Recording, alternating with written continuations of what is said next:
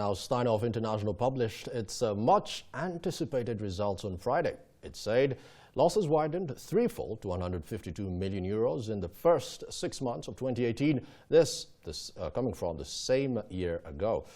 Here to discuss whether it remains as an investable corporation, should I say, or institution, is independent analyst Chris Gilmour. Chris, good to have you in the studio. Let's start with the jet, because my very own president is fond of getting very outrageous jets for himself. 21 million sold for 15.5. Yeah. Who makes these decisions, especially given the fact that we have PIC, we have ordinary folks who are out here toiling, working for government, public servants? Who's buying these jets? Okay, it's a very interesting question you ask, and very few companies in South Africa actually have corporate jets. There's one or two, you can count them on the fingers of maybe two hands. It's seen as being something that is not necessary. Although I suppose he would argue, I'm talking about when I say he, the former CEO Marcus Jooste might have argued that given that he had to get to some very inaccessible places fairly quickly, it was necessary.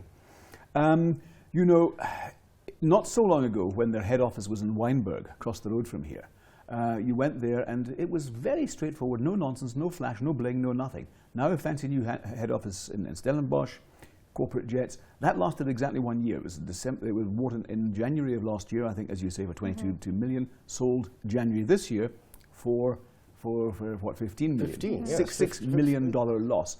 And you know, it was a fire sale basically.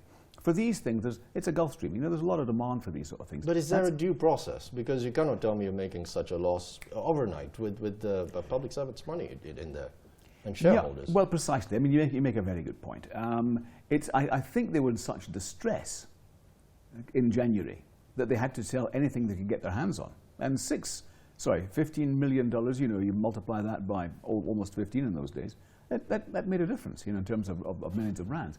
So I take your point. It was it comes across as being pretty cavalier, and it's the stinking cherry on top of the awful set of results that makes it even more unpalatable. And I wanted to go into those results. We saw that they bled millions of euros, and I don't think the problem is going to get any better for them. I think it's actually going to get worse, because we were told that there were a lot of costs that weren't included there, including those professional costs, possible litigation. What do we expect now? Yeah, I mean, to your point, professional costs, I think something like 39 million euros. It's a big figure.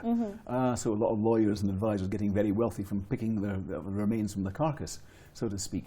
You know, there are two elements to this. Well, in fact, it's multifaceted, but two main elements. One is the operational side. And if you look at bigger elements like Conforama, earnings down 51%. And admittedly, towards the end of the year, things were getting difficult because suppliers weren't coming to the party. It was getting progressively more difficult to actually do business. But nevertheless, it's a poor result. And throughout the business, I mean, there are many other examples of poor results. Australia, not looking so bad. UK still making losses. US still making losses. Africa, okay, that's within Star, but nevertheless, that's actually quite good. Pepcor Europe, actually relatively buoyant. So there are a couple of little gems in there. The rest of them are relatively mediocre. This company was predicated on growing by acquisition. And as we're starting to find out, growing by some very nefarious means when it comes to acquisition. The second element really is, in terms of its going concern status, are the big lenders, and more importantly, are the suppliers going to be able to, are they willing to carry on coming to the party and supporting this company? Look, I think they're fighting a very valiant rearguard action in the sense that you know, they're trying all sorts of desperate ways to keep afloat. And we do really have to wait until December when the PwC forensic audit comes out to get the real story. What we're seeing here is only part of the story. It's the only part of the story that they're able to give us at this point in time. And we'll only know the true extent of this when PwC has finished its due diligence, or presents its report, should I say, in December of this year. Chris, we've become kind of accustomed to maybe being lied to about the numbers. But one thing that really struck me about this last week was this PSG derivative contract that they had actually entered into with two shareholders, and it's very underhanded. If the share price goes up, then we get paid a certain bonus. If it actually goes down, tell me, when did we get here? Well, because it's one thing to lie about the numbers, but derivatives, Yeah. when did we get here? No, look, many companies for a long period of time now have been using derivatives in all sorts of ways, you know, and unfortunately, and let's not confine it here to Steinhoff or PSG for the moment. I mean, EOH, I think, if I'm not mistaken, not so long ago. But these are undisclosed. Okay, no, oh yeah, and Undisclosed. yeah, fair comment. And a lot of these things are designed so that directors actually do not participate in losses, you know? So they're kind of covering themselves. They're insulating, they're immunizing themselves, if you like. And to me, that's something that, from a corporate governance perspective, really shouldn't be tolerated.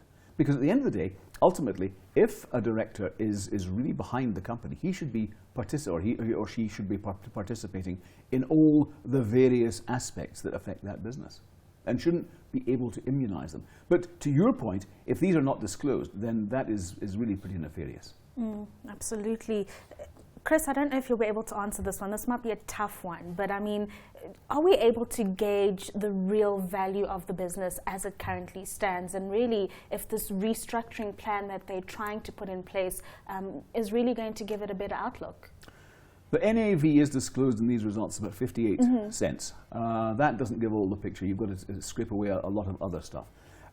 You have to say, I mean, it's an easy question as far as I'm concerned. Frankly, I don't think it's going to make it. I think they're going to stumble along. They're going to throw a lot of time, resources, and effort at this, and hopefully, for their sake, they are going to get the buy-in of the lenders. But ultimately, you know, the lenders have only got a limited patience, and they can say to them, for 2 years, we won't charge you any interest, but beyond that, you know, all of a sudden, we have to get some kind of return on this. So it's a tough environment in Europe. So to answer your question, I think it's going to be extremely tough operationally. Added to that is the difficulty of securing further lines of long-term credit. I wouldn't be touching this one with a barge pole, frankly. Oh wow! This is only for the brave or the stupid punter or speculator.